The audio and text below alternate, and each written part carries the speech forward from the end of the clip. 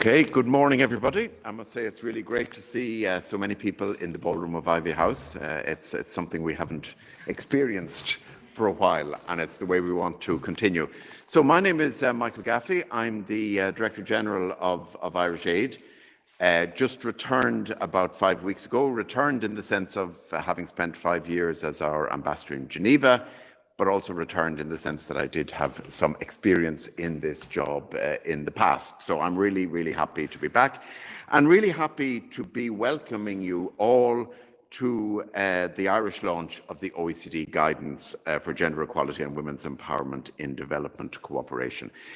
A not always uncontentious issue, but a really important issue, and one that is an absolute priority for us in the Irish development programme. And there are two really important principles underlying this discussion. First of all, gender equality is a fundamental human right. And secondly, gender equality is a condition for sustainable global development. I think that's something that we have really finally realised, and especially with the adoption of the Sustainable Development Goals. With their predecessors, the MDGs, we had mainstream gender, but we realized that in fact you need to focus specifically on gender as an absolute prerequisite, gender equality as a prerequisite for sustainable development, and therefore the empowerment of women and girls. So it is for us in our work a core policy priority. We're committed to scaling up our engagement to integrate gender equality across all our interventions and our wider foreign policy. And that's an important point. It's not just a development issue. And we're committed to increasing the allocations, the financial allocations to interventions directly dedicated to achieving gender equality. The OECD is a very important space for these discussions and our collective approach to gender equality. And that collective approach is absolutely essential, because that's how we will actually make the progress that I'm convinced we will make, but that we still have further to go on. I'm delighted that we have the Ambassador of Canada here, and of course Jane Ann. I'll introduce them later, but especially the Ambassador of Canada, because they are an important like-minded partner of Ireland, championing gender equality, maybe even more strongly at times than we have.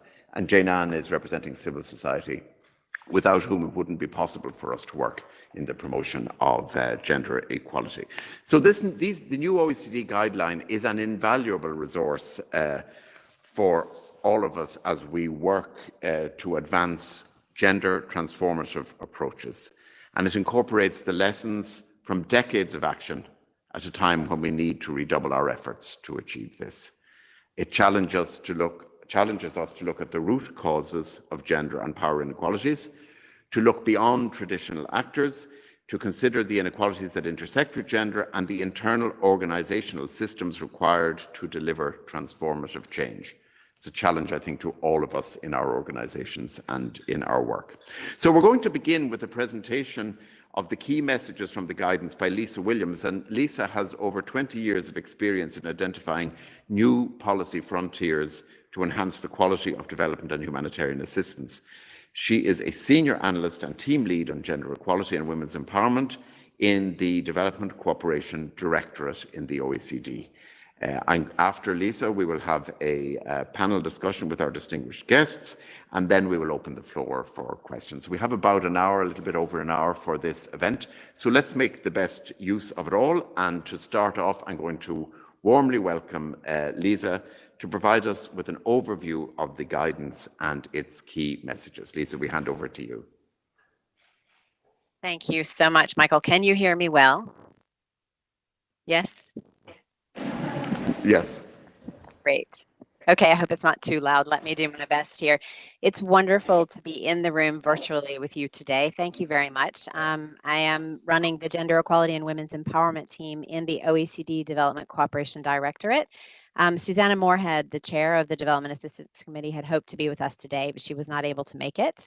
But I'm happy to be here to be able to present to you some of the key messages and how we approached the development of this guidance.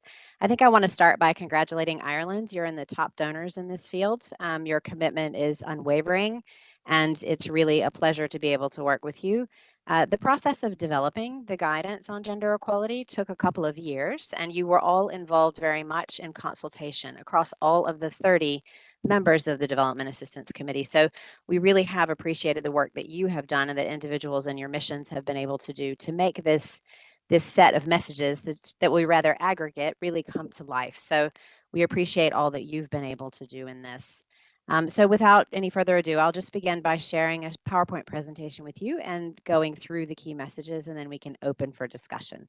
So thank you very much. And once again, it's really a pleasure to see all of you in this room. I think it's just so amazing. Thank you. So here we go.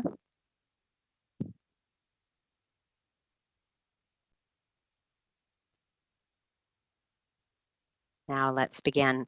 So gender equality and the empowerment of women and girls. This guidance for development partners is developed as a handbook to allow you to be able to work more effectively in this field, whether you're working specifically on gender equality or whether you're working in the health sector, in another particular sector, agriculture, education, or others.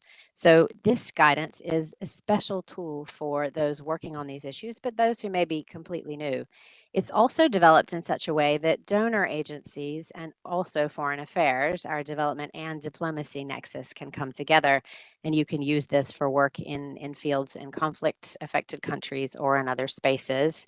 It's also a guidance, finally, that really is something that we feel you can bring to life over time. We will continue to use this guidance and develop different sector areas of work too in the future. So let me just run through. I think the overall important part for you to understand is that when we conceived of this guidance in the team and with our chair of the GenderNet, Canada is chairing the GenderNet right now, and with our bureau, Austria and EU and Ireland, Tom Crawley is among you and has worked quite hard today on putting this all together. We really thought about how important it would be to design around the program cycle. We wanted this to be quite practical for all of you so that when you're approaching program designs, you have, of course, thought about the policy framework, but you can think about how it is that the work is developed over time and in that way. So first of all, leadership and policy frameworks. We then thought about the analysis. Gender analysis is really fundamental to everything that we're able to do. We know that sometimes it's done too quickly, or maybe you don't have the time to consider all of the elements. Increasingly, we're encouraging a consideration of the political economy aspects. We thought about program implementation. How do you work with civil society and your partners and the women's rights organizations in your country? How do you roll out the program over perhaps a 5-year period? Then financing for gender equality. It is official development assistance that's largely considered in this guidance, but there's quite a bit that we've been doing over the years to think about this wider landscape of gender lens investing and blended finance. So this area gives you some ideas about how to dive into that space, which is not always the easiest to understand when working in government.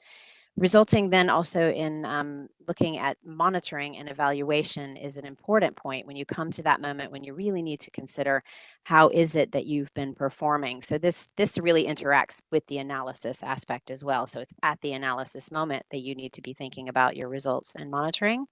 And then we want you to be thinking about the type of institution required to be most fit to deliver gender equality. We do understand that official development assistance is rising every year in this area, but it still remains at about 45% of development assistance. And we know also that the lion's share of this is really to sector mainstreaming, integration across sectors, and that some of you really are concentrating on growing your actual teams and making sure that your gender teams are able to function more effectively and grow the institution. So this last section is really about that. So let's go quickly through. A foundational approach to the entire guidance is about development policies and programs that have an impact, really have an impact on empowering women and girls, and thinking about whether these are positive or harmful, intended or unintended, and trying to use some ways of reflecting on what has been the objective that you've set out. What's your theory of change behind the programs that you're working on? So we've laid out a helpful tool for thinking about gender in terms of a gender equality continuum. Does your intervention have impacts that are potentially negative or harmful? Do you have gender neutral or blind concerns, or do you feel that your work is gender sensitive, gender responsive, or is it becoming actually gender transformative? And in the guidance, we go into more detail about how this is actually being done. But this is sort of a little thermometer to help you test how it is that you feel that the programming you're considering developing is working.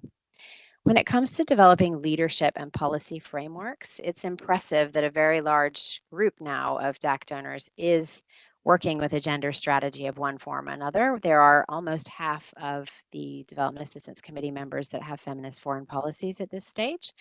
But what we want people to be thinking about in developing this, of course, is how can gender equality be addressed in other policies as well that you may have, and through the messages that your leadership provides. I think just hearing your Director General talk about your commitment is one major start. It really starts at the top.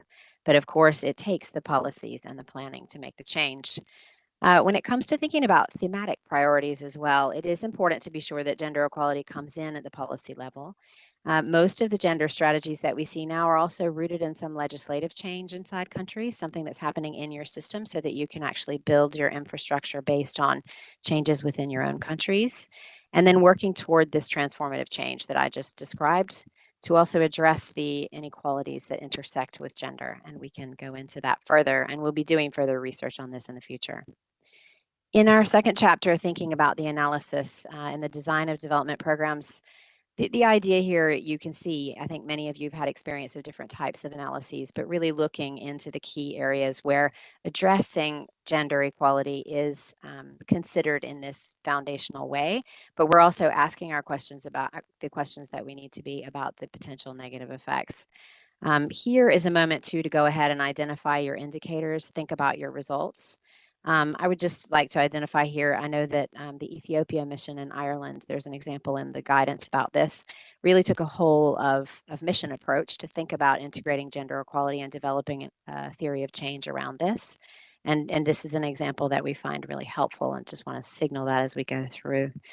When it comes to program implementation, how gender equality policies and priorities can be implemented more effectively, how is it that you can maintain over time in portfolio reviews as you update your work going through the period of a program implementation time? How can you have regular check-ins that go back to those indicators that I mentioned again a moment ago to be sure that the evolution of the program is actually staying on track with priorities you have set around gender equality? And taking approaches to partnering for implementation. This is fundamental. Working with local organizations, ensuring that that investment with your women's rights organizations that are often at the coalface of really helping women and girls in every context, that they are a priority for your partnerships and you can monitor with them in effective ways. And then, of course, I think you're all in the donor community making progress on thinking about this twin track approach. Some of you have more developed infrastructures for this. Some of you are changing, adjusting, trying to improve the ways that you integrate maybe even more deeply into sectors your gender-related work, and develop obviously increasingly dedicated programs. This is where we'd like to see more emphasis in the future. In terms of the financing area that I mentioned before, there are many exciting things happening in this area. So not only do we track the creditor reporting system investments that all of the donors are bringing to the table through the gender equality policy marker, but we are increasingly learning about blended finance models, thinking about gender lens investing and how to assist you with those kinds of efforts, really in a hope to be able to provide to gender ministers and country a view of what is the landscape on financing in their space. So how does official development assistance deliver, with also the financial flows that are beyond ODA? And then using the gender marker increasingly as an accountability tool. We've now moved to a moment where many development finance institutions in something called the 2X Collaborative have started to look at ways to use the gender equality policy marker to develop a common language in this space so that as others make commitments, there was a recent large G7 commitment made by the 2X Collaborative. How can they tell us more about the progress that they will make as they set up their own systems? So these kinds of things really do help us in the financing realm to see what the opportunities are, and then also, of course, what the constraints can be. When it comes to results, monitoring and evaluation, this is obviously something that you're all very familiar with, how to build a body of evidence and demonstrate those achievements that you need. And then, as a result, increase political will, yes, in terms of your internal work, but also with your partners, being able to demonstrate that you're making progress is an essential aspect.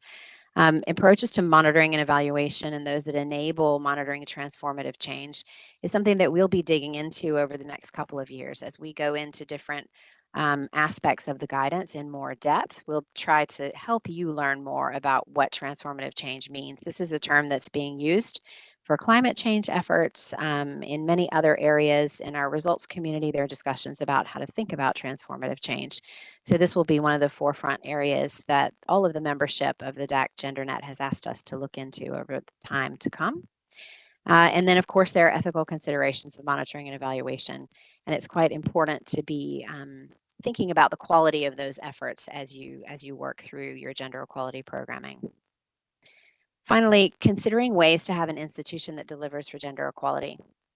Here, the idea really is to be thinking about what your human resource and capacity levels are in the development agencies. There is quite a lot of mainstreaming and integration through the twin track approach, but we do see that the weaknesses lie in having a larger, more dedicated portfolio to gender equality. And we know this isn't always easy, but we do see some donors, and I do have to, Nancy mentioned Canada in this case, that will really have a fleet of support. I'm sure it's never enough in any case, but who can really look through development programming and consider the gender equality aspects being completely embedded in those programs. So I think this consideration of how our institutions work, and then how do we reach to diplomacy? How do we reach to the foreign affairs side and ensure that the work that we do on development cooperation is also connected effectively with our foreign affairs approaches? That isn't always an easy thing for all governments, but that's something that's increasingly becoming a priority and sends those signals in a way from the top. Finally, it's so important to be making that link in your organizational culture, ensuring that the practices and the work that we do integrates gender equality in all of the organizational culture that we have. I think this area of change is something that we're considering quite a lot, as well as we embed the DAC recommendation on ending sexual exploitation, abuse, and harassment. We're trying to think quite a lot about how to have this culture of gender equality and learning a lot from all of you. So with that, I'd like to turn back the discussion. Don't want to take too much more time, but thank you very much for your time this morning, and happy to engage and answer questions and work with all of you as we go forward, because I know so many of you in the room are amazing professionals who can contribute more to our work. Thank you. Thank you, Lisa. Thank you very much for that really clear and succinct presentation of what is a detailed and complex document. So, and one that I know that everyone, all these amazing people in the room will want to read after this. So, thank you, and thanks for staying with us, because I'm sure there will be questions. We'll be taking questions from the audience here, but also the audience, the virtual audience. And I'm told that they can raise questions by entering them in the Q&A panel on the right-hand side of their screens that accompanies the live stream. So I hope that actually works. I have also an iPad in front of me where I will be able to see those questions. So it is a real honour for me to introduce to you now our distinguished panellists. There were to have been three, there are two, and they're really excellent panellists. We have Ambassador Nancy Smythe from Canada, who has been here in Dublin for the last, 18 months? That's right. And you're very welcome. It must be good for you to be able to meet so many people face to face. But Nancy, before this, she served as Director General for Social Development and Global Affairs Canada during the development and early implementation of Canada's Feminist International Assistance Policy. So we have a lot to learn from you. And also joining is Jane Ann McKenna, who is the CEO of DOCUS, the umbrella organisation of international development non-governmental NGOs here in Ireland. And previously she served as director at Médecins Sans Frontières and was posted with them in Sri Lanka, Kyrgyzstan, Central African Republic and Afghanistan. All the easy places. Yeah. So, also we were to have been joined by Gerard Keown, who is our ambassador in Paris to the OECD and UNESCO.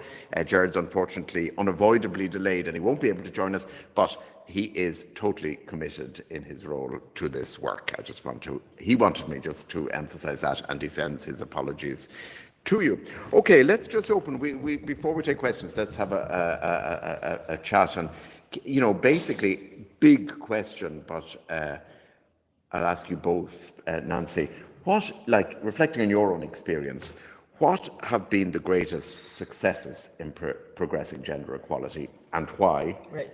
And also, I suppose, if we ask that, what have been the big obstacles? Great, thanks. Well, thanks very much. I just want to start off by really thanking the Ministry of Foreign Affairs, thanking Tom, thanking you, Michael, thanking the team for inviting me to be here. It's been great even just to hear the discussion so far, and it's great to see Lisa, an old friend, on the screen there. And I think it's really important, the work that Ireland does, and the work more broadly that the OECD developed, DAC, GenderNet. These are all kind of this terms that we know maybe sometimes in our own circles, but really that sort of peer review, which is really what the OECD is all about, and sort of working with like-mindeds, but also kind of working to hold each other to account and to try to share what our best practices are, but also to try to really push each other to kind of go beyond where we might already be. And so I think, you know, it's really been a privilege to be involved with GenderNet. I remember we were asked some years ago when I was there, and we said no at first because we had to do some work on getting this policy underway, but it's great to have Canada in the chair, and it's great to have Ireland working with us there. And of course, Ireland has been really involved in this area from very, very early days. I liked what Lisa said about just your broad comment about Ireland's commitment to this area. And I will just say the same for Canada, because I think it's worth saying that, and it's worth never taking that for granted, that countries remain committed to this as an area of work, and that it hasn't been kind of a fad, and it hasn't been something that we thought about during the SDGs, and we said SDG 5, but it's all the SDGs, and it goes horizontal.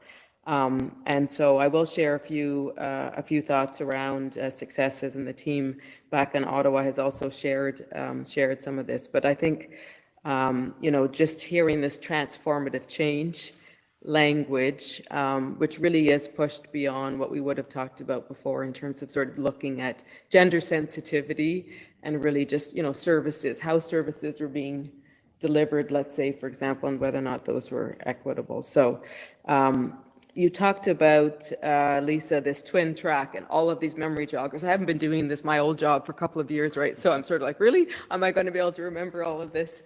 But, you know, I do think it's kind of one of the successes in what we did learn. So we sort of have gone back and forth, and we've sort of thought as a community that this mainstreaming would be the solution to everything that we would do. And let's make sure that we embed the notion of gender equality and what we're trying to achieve and thinking about inequities and inequalities. And then I think we really learned we had to really do that twin track, and we had to really have some targeted initiatives as well that were going to move things forward.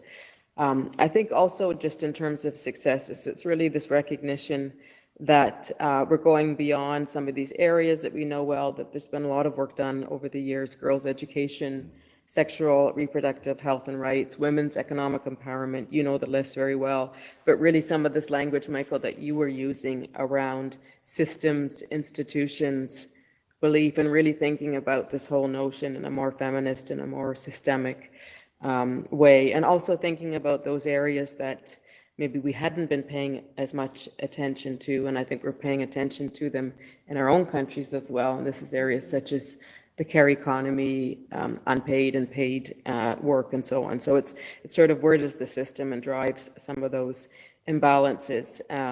You talked about how many countries are now with feminist foreign policy. I do think working within a institution, and I will say I was asked to speak a bit to the kind of institutional examples of where we might have moved some of this forward, but working within that construct of a stated feminist foreign policy. And I think we're still in a space of, you know, determining what does that actually mean over time, and there's more that are joining in.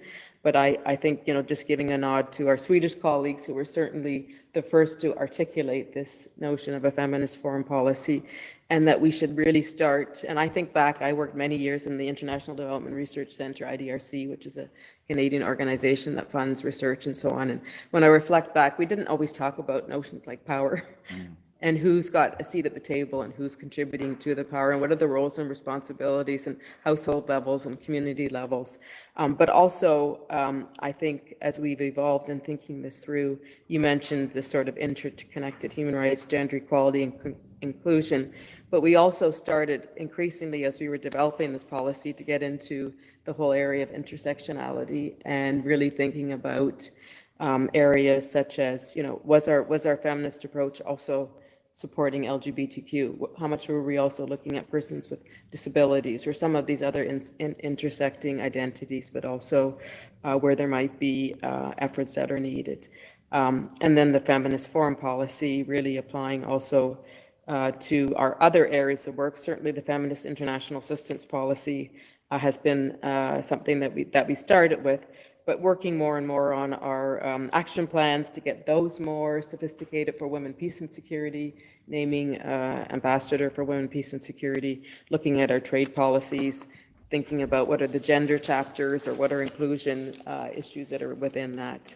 And then I think really just, I could talk about this in some more detail, but I think some of the success is really also just taking this policy and translating that into the project activities on the ground. And Lisa's done a really good job of articulating some of what's in the guidelines and some of what is really, I think, at the heart of the matter. It's not just articulating the policy, but it's obviously what happens in the implementation. And I'm a bureaucrat. I come from a public service background, and I think in many ways a lot of our civil society partners, we work within structures and within policies and within frameworks, and it's really sort of, where is this work baked in to the work that you do? And I use that phrase a lot because it's sort of, as you're working through the process of designing and implementing and monitoring, where are you baking in the decisions along the way that are going to, in the end, drive, the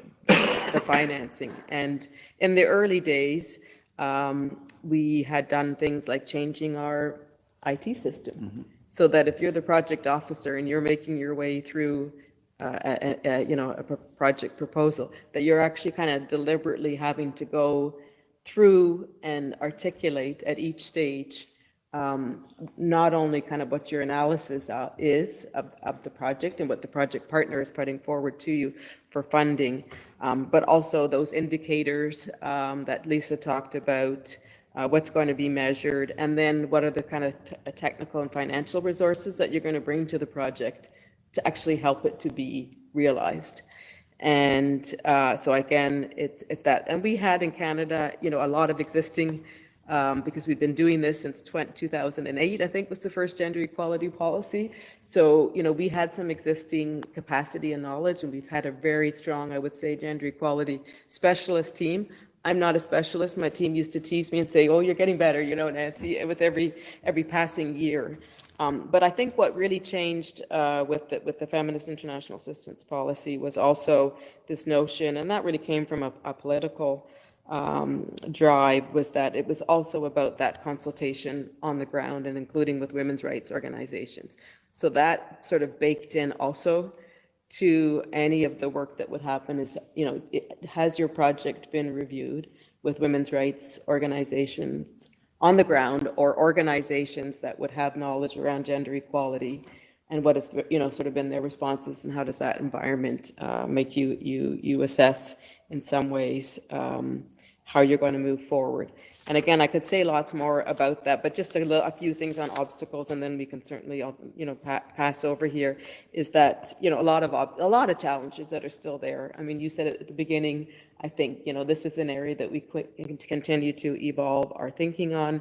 The measurement piece, how many times I was asked, what do you mean by gender transformative? What do you mean by feminist? What do you mean by targeted? Is that really a policy marker in our system? A 3 would be targeted. Is that really targeted versus, a really strong mainstreamed? So, I mean, those kinds of I think definitional and measurement questions are really important. And in that sense, I think the team that is back in Ottawa has been really happy to have participated in some of that guidance on evaluation. And we've really been informed by some of the work that's happened around sort of theory of change, including with some of the strong, civil society organizations that we work with who have looked at the results-based management and said, how are you allowing that to really evolve in a way that evolves with progress or with change on the ground? And so I think being able to open up your mind about the fact that the evaluation, you're looking for a product for accountability, but it's also a process in terms of working with partners around what it is that you're actually looking to achieve, or what they are looking to achieve in the end. We've had a lot of crises lately, and so I would just highlight that as well. I mean, you said these take a long time. It's really hard in the context of a pandemic, or in the context of Afghanistan, or new instruments like climate finance, to be able to continue to say, how do we be as rigorous and longer term thinking in our views to move this forward. So I'll stop there because I think we'll get into some of the others, but you could see I talk about this for a long time. Yeah, great. Yeah, no, great. Well, okay. Well, thank you, Nancy. And I should have said one of the areas where in my last job in Geneva, I worked closely with Canada was on the foreign policy area of gender and disarmament, both in terms of representation and of substance. And looking at what we're looking at in the world today, that is an area that needs to make much faster progress, and which could possibly, lessons can be learned from the development area. But Jenan, again, I'll hand to you the big picture of successes and what have been the most successful areas. And obstacles, but I think focus on successes probably. Well, firstly, I'd like to thank you for inviting me, because I think it's key that civil society is part of this discussion, and obviously I represent civil society here in Ireland, but obviously local and international civil society are key to this implementation on the ground, at the ground level. And I'd like just to also recognise, I suppose, and commend Ireland for its leadership with regards to gender equality. I think I speak on behalf of all of our members when we say that the champion of the Women, Peace and Security agenda at the UN, particularly in the last 2 years, and also, the fact that Ireland is one of the highest shares of aid committed to gender equality of all the DAC members, is something that is something to be proud of as well, that we have such a focus on this area. I think probably one of the biggest successes has been a shift that, if there's not a whole of organizational approach, if there's not a whole of institutional approach towards, addressing the barriers to women's representation, to women's participation, that we're not going to have progress, that we need to address, it's a broader societal problem, and that it needs to be part of a broader structural effort to address inequalities. So, as we spoke, as you mentioned there, Ambassador, around the twin track approach, that, it's not enough to, we've moved away originally from kind of, standalone gender programming towards this mainstream approach. And now it is that acknowledgement that we do need both, that it does need to be a whole of institutional approach, that we need to look through a gender lens when we look at all of our programming, and that's indeed for all the civil society, but indeed when we're looking at this gender equality implementation now, but that we also, there does need to be that focus on gender programming, there's an investment in that gender programming. And I think if you look, at recent events, if we look at COVID, if we look at Ukraine, if we look at the food crisis, we know that the risk for women increases in these circumstances. We know there are increasing incidents of, intimate partner violence, gender-based violence, and we need to make sure that as a society, we know that these risks increase, that we also need to increase the funding around those gender-specific programs when we know there are particularly an increase in risk towards women in those particular contexts as well. So I think that's probably one of the biggest successes is around this twin track approach to try to look at, from a broader level, but ensure that we are focusing on where we know women are most at risk in some of these contexts as well. Well, very good. I mean, that is reflected very much in, we are in a time of crisis, multiple crises, each one getting worse than the last. But just thinking when we were with Minister Brophy in Turkana and in South Sudan just a few weeks ago, it was really clear that the crisis in the Horn of Africa is having a differential impact on women and on men, and that the role of women and men in tackling the crisis is also different, and we need to actually intervene in ways that recognizes that and promotes women and girls' roles too, Yes. without, of course, undermining the role of men and boys. But but I think that was really, really clear to the minister when he saw it there.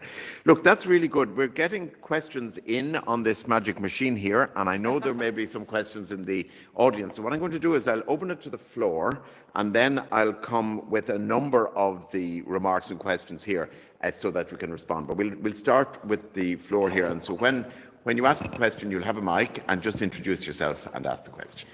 Thanks for the report. I think it's a very important one.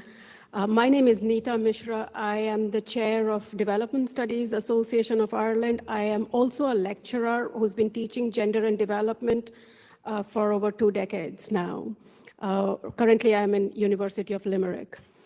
The question I was just wondering, since I haven't seen the report, what is the idea and the concept of gender in this report? Because in the last 3 years, my students, 18-year-olds, have been asking, what is gender? And they say, my 18-year-old son told me there are 82 genders. And I said in class now in UCD, for example, to 200 students that in the past, we referred women as, having been left out, and that's why gender meant women and men. But increasingly, it's now your generation which has to redefine what gender is. And if Ireland is taking the lead on this, I hope there is a definition of gender in that, because it's becoming increasingly difficult to teach and refer to those old documents which only refer to women in development. So I have to clarify in my classes that this is actually, I am going to only focus on women in development because there is no other information. So that was, and in this whole, gender and development approaches to development, if you look at WID, women in development, women and development, gender and development, where do we place the current idea of gender development? So these were things I'm raising, it's up, we kind of can take it forward from here. So I think you probably need academia here also. Yep, Thanks. That's a tough question. Any other questions from the floor here? Yes, over here. Sorry, it's over.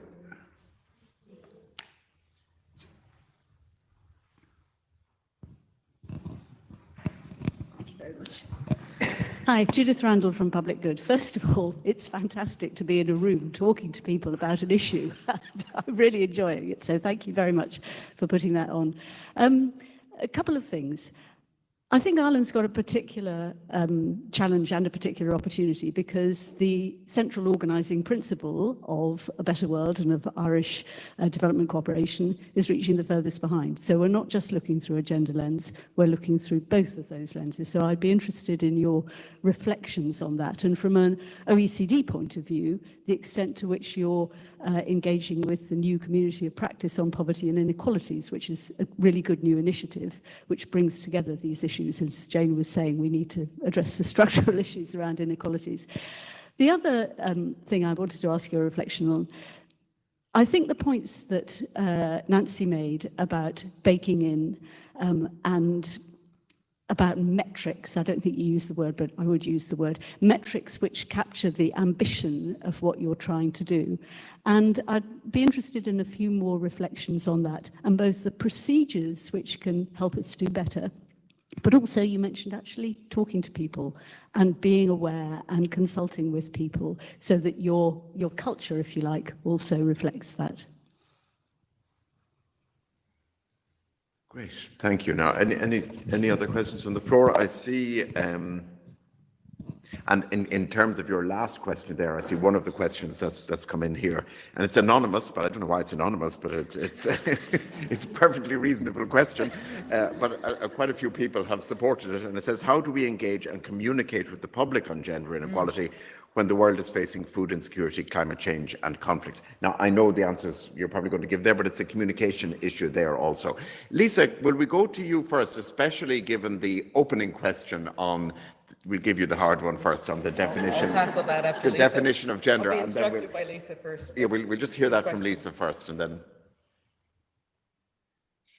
So I think I'll start by just saying on the definitional question that you'll see in the guidance that we've attempted to lay this out to some extent, and to refer to gender equality as a social construct and relating directly to norms, also referring to the non-binary, and not related specifically to sex only. So I think I'll just leave it at that, and we can discuss further. I do think that I appreciate our academic in the room. I think that's wonderful that you're there.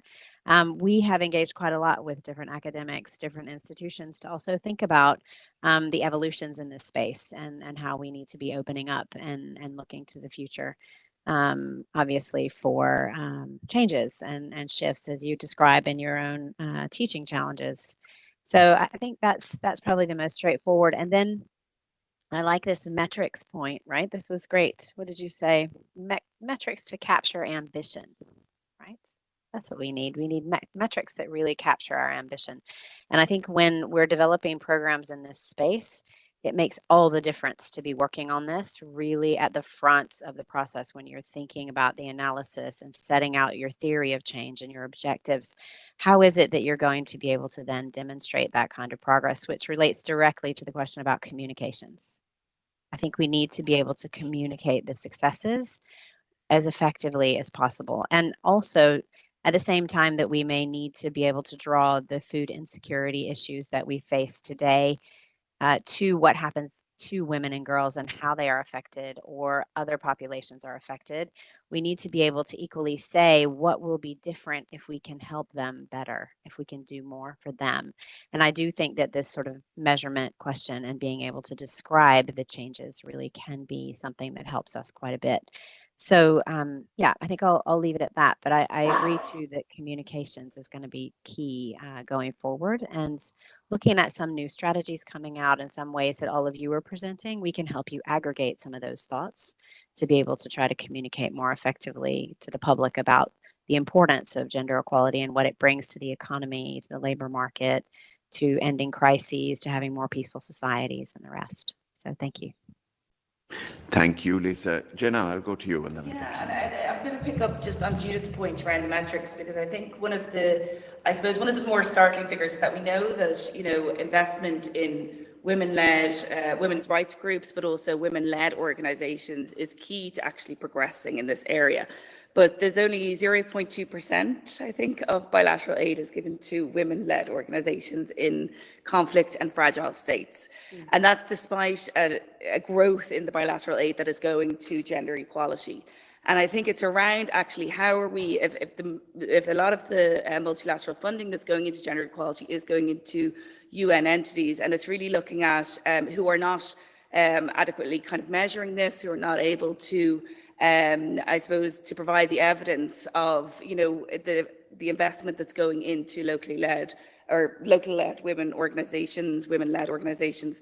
And I think that is key. We need the analysis, we need the evidence, we need the reporting, we need kind of ambitions around investment in women's groups, in women who are leading in their communities.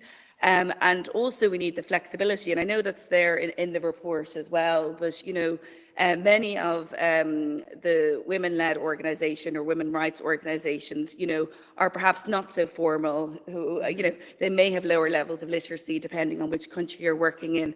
And it's really around how we can still reach those groups and ensure that we can fund those groups who have the reach and have the impact within their own communities.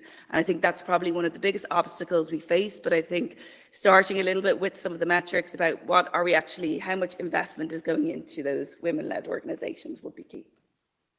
Nancy. Yeah, thank you. I mean, I think great question about gender. I'm just recalling kind of the first unit that was in our department was called WID, Women in Development, and it's certainly a term that would have been used before we started speaking about gender equality. And it's interesting working in a bilingual country. We had a lot of conversations about what's the French and what is used in Paris or Ouagadougou or, Haiti to talk about gender equality, and you'll find different answers to that. And I think at the end of the day, we were using égalité des sexes, and we migrated into égalité des genres, which hadn't been kind of necessarily a way of framing it. The point is, exactly as others have said, is that it's this sense, and the young people keep reminding us of this moving away from this binary approach, and really being very explicit about a non-binary approach and about this fluidity, whether it's 82 or some other number. And in that case, we are very fortunate in Canada. We have a domestic department, which was called Status Commission of Women, and has evolved into Women and Gender Equality Department. And so they've spent a lot of time around some of this language and really around promoting kind of more of a, I guess, and I think it's happening similarly in Ireland, is that we need new constructs, and we need new ways of identifiers in order to capture those that would not identify as men and women, and be able to really embrace that diversity of identification, and then find ways to make that real. And I agree, we need the academics, absolutely. We need the academics too, in relating to your question about the leave no one behind. And it was so great to hear you say that. Like, I think we need to keep repeating some of the language around the SDG, and ultimately that is also the communications. I think it's the best tool that we can use in terms of what we're trying to describe, is that notion of leaving nobody behind, and then having the metrics and the data. And there's a lot of really good indices that are out there that have grown out from this SDG discussion around gender, where we can actually go now and mark and track, how we're doing around political participation, including at more local levels.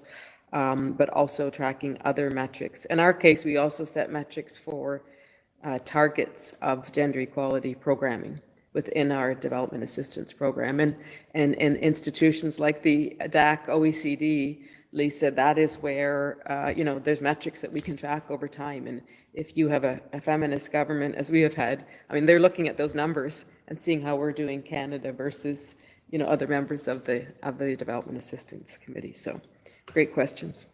Can I stick with you, Nancy, for a second? Because there's a question here from another anonymous People are so shy, aren't they? Anonymous participant, but it's just picking up what you're just saying. And it says, what is the future of feminist foreign policy given the current culture wars and countries moving to the right? I'm particularly worried about LGBTQI plus inclusion. So. Yeah. No, that's a great question. And I think the first part of the future is what I have said and what everyone else has said, which is that never take anything for granted, whether it's abortion rights, whether it's other reproductive and health rights, whether it's progress or lack of progress around women in the workforce, whether it's the pay gap.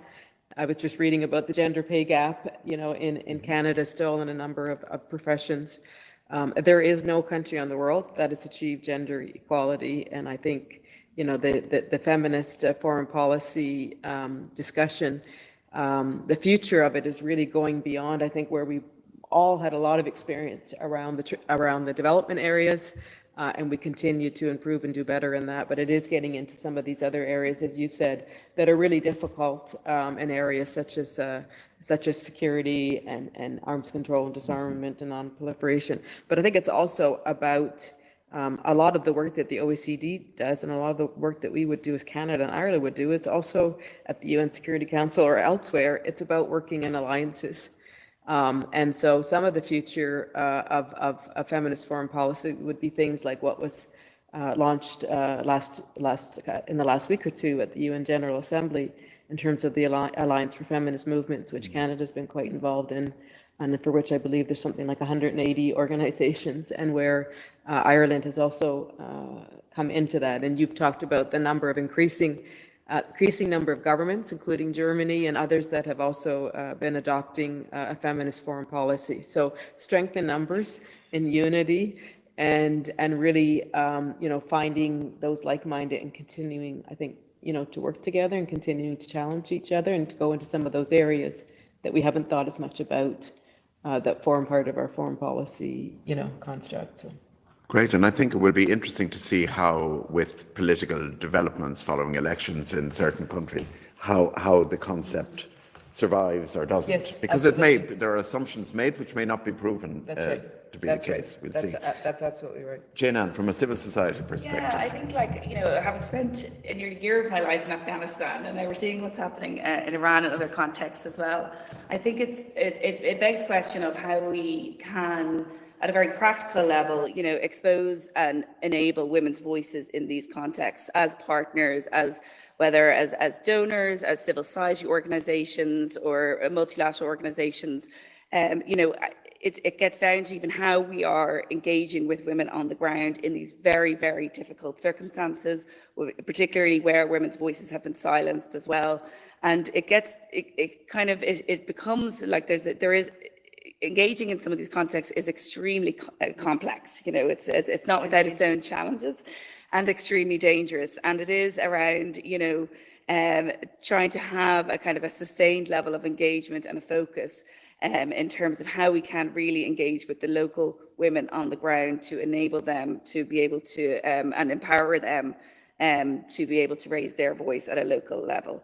And I think, you know, when I'm speaking to some of my colleagues just on the discussion around gender and the definition of gender, when I'm speaking to some of my colleagues before coming here today, you know, they described it as, you know, it's essentially, it's down to the power analysis in each context. And then, you know, the gender kind of falls from that. And that can take many different forms. But, you know, it's effectively, if it's not inclusive, it's not local. And as we move towards, you know, very much focusing on kind of locally led development, ensuring that we are enabling and sustaining local organisations on the ground, we need to ensure that there is that inclusivity is also built into the programming as well. Now, I've got a number of questions here that I'm just going to throw out to wrap up the discussion, but is there anything that anyone here in the room would like to? Yes. I don't know, sir. Yes, go ahead. I'm going to stand up because you won't see me. My name is Welma from Oxfam. So I guess for us, we welcome the refreshed and practical take on centering gender and power in development programming and policy.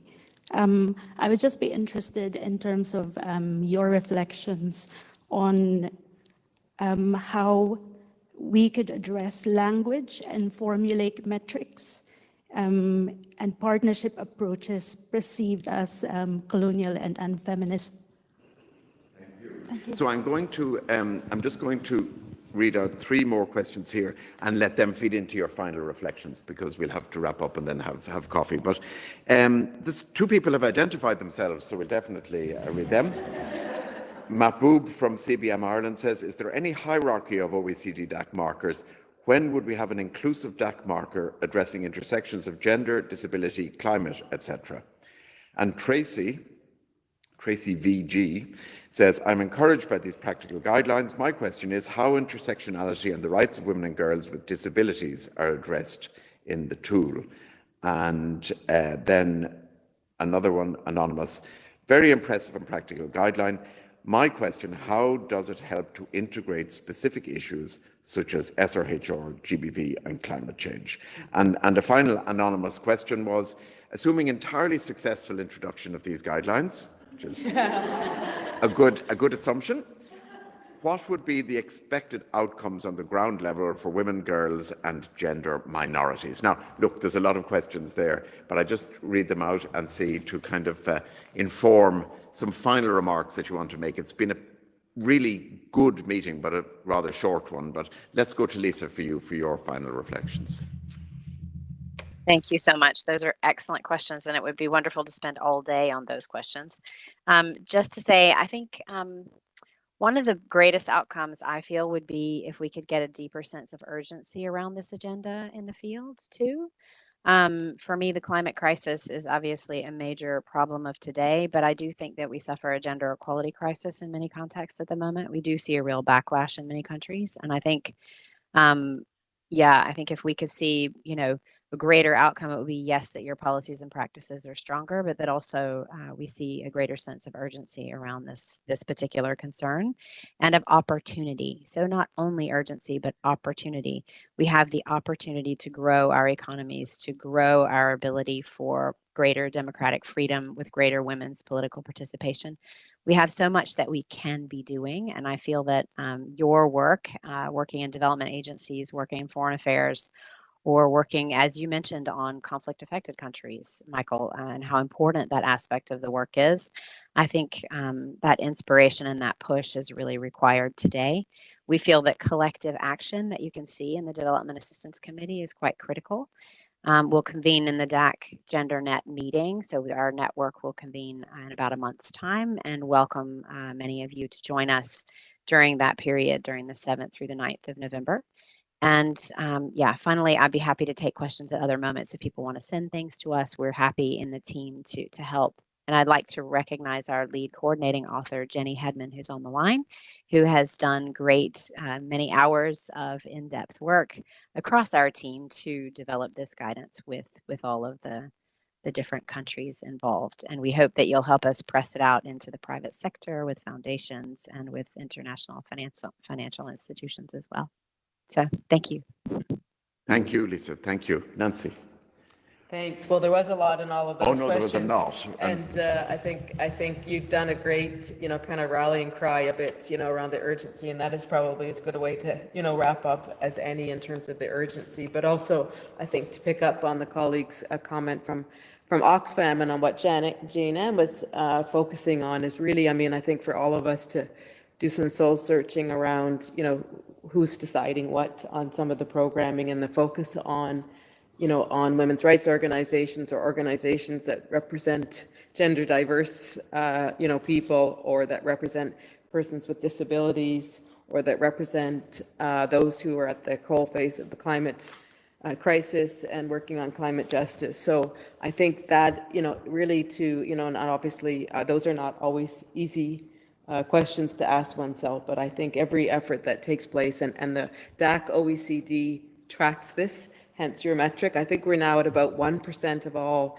development assistance funding going to women's rights organizations. Certainly Canada's put a huge focus on this area with both the Equality Fund, but also the Women's Voice and Leadership Program, which I was really honored to work on. So, I think that would be my main comment is, it's very easy to prescribe things, and consultation and on the ground, engagement, but not only that, actually direct support to those organizations that are really doing the work, whether it's service delivery or transformational change, I think is really where, we can start to get at seeing, progress, appreciating that we have, a major backlash that is happening, and that we're going to see really tragic situations such as those that you've described, in Afghanistan and Iran and elsewhere. Iran's obviously, less of a development assistance recipient, but it's just urgency and keep staying the course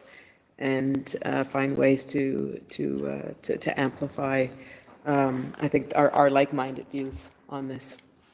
Thank you, Nancy. Jane Ann. Yeah, I don't think I'll be saying anything too different from Nancy, and I think it kind of goes to Oxfam's question, of how we can avoid coming across as to, I suppose, colonial in this respect. But I think it is really around investment in local groups, local women's groups, local women organizations, and also it's really around, this topic requires.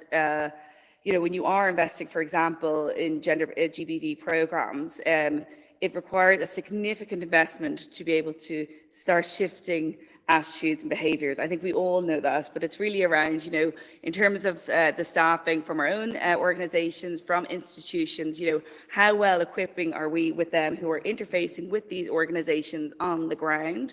And I know from one of the examples just from Afghanistan, when we had a GBV programme, I think we spent the first year just, I suppose, getting to understand the thinking behind with our male staff in the hospital. And it was, and it started, with 80% thought it was okay, to hit their wife, for example. And, if that's the baseline that you're starting with, it's like, okay, that's who patients are meeting when they come to the hospital. So it's thinking around, you know, what are the different touch points for these programs, and ensuring that we're also really investing in those touch points and really investing the time and funding into that to be able to have a bit more of a sustained impact. Thank you very much. Look, thank you. This has been a really good discussion, a really good way to kick off the day at 10 o'clock in the morning.